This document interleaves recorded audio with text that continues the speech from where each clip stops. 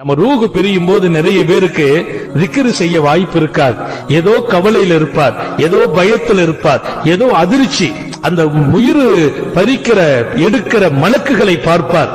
ஒரு மலக்கு வர்றது இல்ல, ஒரு பெரிய ஜமாத்தே வருவாங்க மலக்குமார்கள், அவங்களை எல்லாம் பார்ப்பார். பார்க்கிற போது ஒரு வகையான அதிர்ச்சி.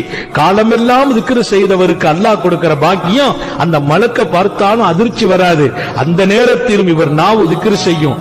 திக்ரால் நாவும் ஈரமா இருக்கும். அதுல இன்னொரு செய்தி எழுதுறாங்க, சக்கராத்துல தாகம் கடுமையா இருக்குமா. சக்கராத்துல தாகம் கடுமையா இருக்கும். அப்படியே நாக்க தூக்கி காட்டுவார். நம்ம தண்ணிய கொடுத்தாலும் அது உள்ள இறங்காது. ஒரு சின்ன கப்புல பால் வச்சிருப்பாங்க, ஊத்துவாங்க, அது தொண்டையில நின்னுக்கணும். ஆனா தாகம் கடுமையா இருக்கும். நாக்கு வறண்டு போய் இருக்கும். நாக்க நீங்க பார்க்கலாம், காய்ந்து போய் இருக்கும். யார் வளமையா திக்ர் செய்வார்களோ அவர்களை குறித்து பெருமானார், உன்னுடைய ரூஹு பிரியும் போது